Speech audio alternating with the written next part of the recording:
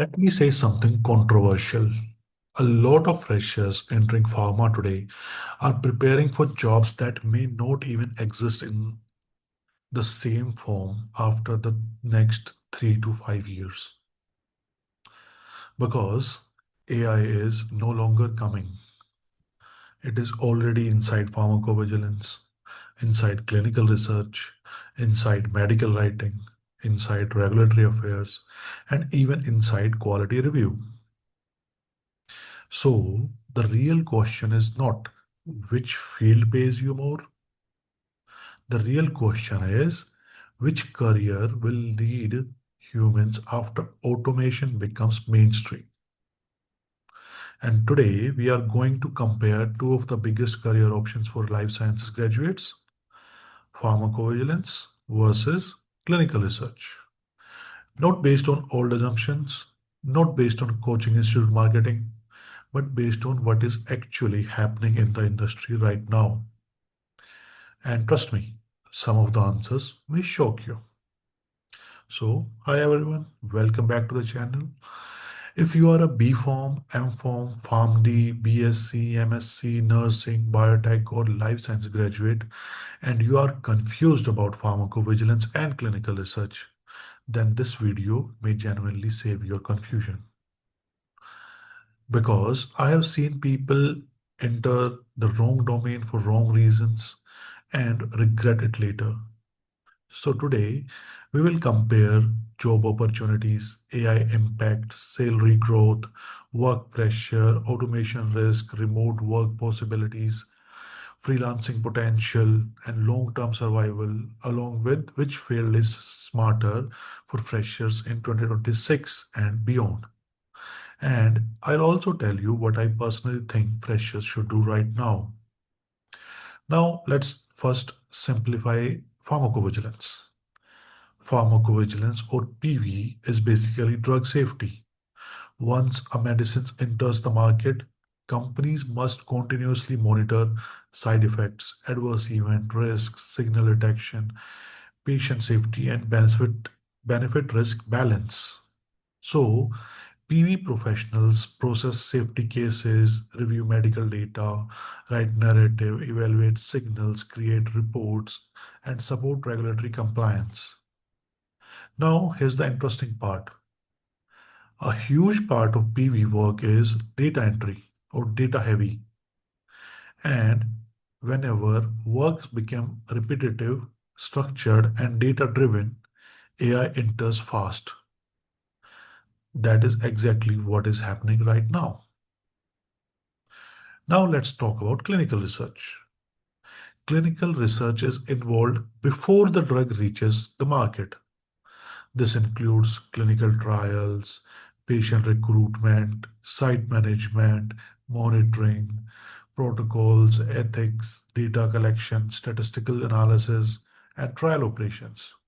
In simple words, PV asks what happened after patient used the drug, and clinical research asks, can this drug even be approved safely?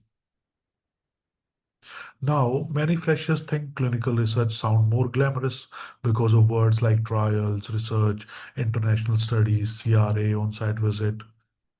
But there is a reality nobody talks about. Clinical research is highly competitive and entry-level opportunities are often much harder to get as compared to PV. But now comes the big question.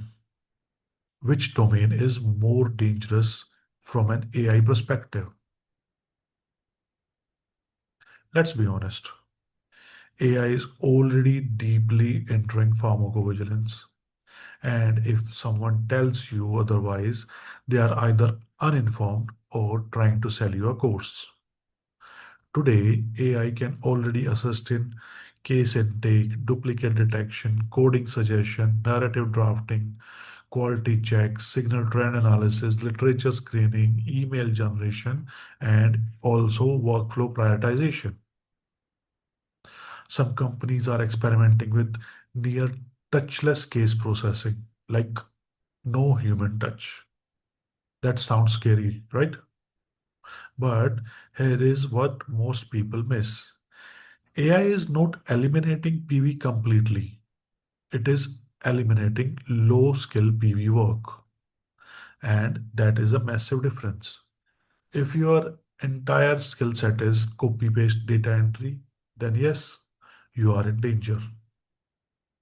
But if you understand medical concept, seriousness assessment, causality assessment, aggregate reporting, signal detection, regulations, benefit risk evaluation, AI validation, and quality review, then your value actually increases.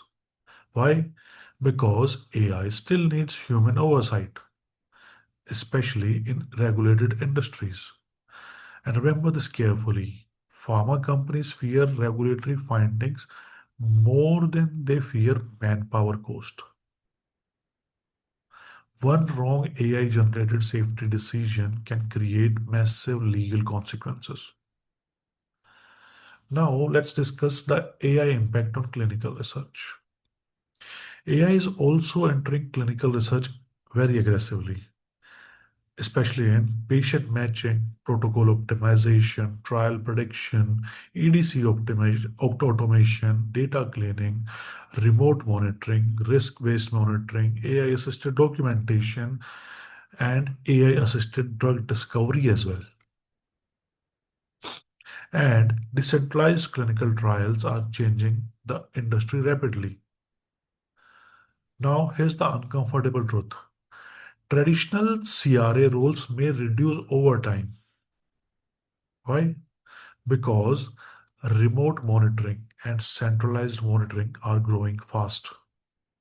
Companies want fewer travel costs, faster oversight, more digital systems. So the old image of flying everywhere as a CRA may become less common over the next decade. But clinical research still has a strong human dependency in ethics, investigator relationships, patient interaction, protocol decision making, audit readiness, site coordination. So again, basic operational tasks are becoming automated, while strategic and human-centered roles remain valuable. By the way, I want you to comment honestly below which domain are you planning to enter, pharmacovigilance or clinical research? And what is your biggest fear right now? AI, job availability, or salary growth? I genuinely want to see what most freshers are thinking. Okay, now let's compare job availability. And here's where many freshers get emotionally biased. Pharmacovigilance generally has more entry level openings, faster hiring cycles, more BPO/CRO opportunities, easier initial entry for freshers, especially in India. Clinical research often requires experience, certifications, internship, networking, or on site exposure. So, if your immediate goal is if I need a job as quickly as possible, PV may currently offer a smoother entry path for you. But there's another side to this because PV has easier entry, it also becomes crowded faster. That means average candidates become replaceable very quickly. Now, let's talk about salary. Many YouTube videos exaggerate salary massively. Reality is at fresher level, both domains, PV and clinical research, may start modestly in India, but growth depends on specialization.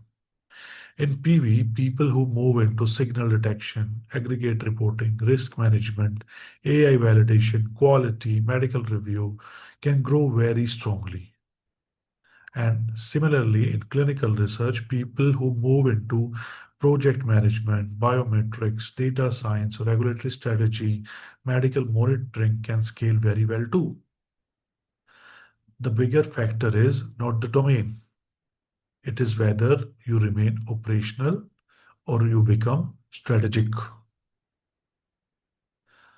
Now, let's discuss the biggest mistakes freshers make. They think getting into the industry is the goal, No, like I always said, surviving the next version of the industry is the goal. You should be able to survive the job because AI is changing job descriptions faster than colleges are updating their syllabuses. If you learn only software clicking, you become replaceable. If you learn critical thinking, medical understanding, communication, regulation, AI collaboration, and problem solving, you become difficult to replace. Now, my personal view. If I were a fresher entering the pharma industry today, I would not choose only PV or only clinical research. I would build a hybrid mindset, meaning learn one core domain deeply, but also learn AI tools, Excel, data interpretation, communication, documentation, automation workflows, prompting, and digital systems. Because the future belongs to professionals who can work with AI, not with the professional trying to compete against AI. And between the two, if your priority is quicker entry, larger Indian job market, remote work potential, freelancing possibilities, then pharmacovigilance may currently offer an advantage. But if you genuinely love research, science, trial operations, and patient facing environments, clinical research can still become an excellent long term career for you. Now, listen carefully. AI is not the enemy, average skills are the enemy. The industry is evolving, and honestly, that's not entirely bad because people who continuously learn will become more valuable than ever before.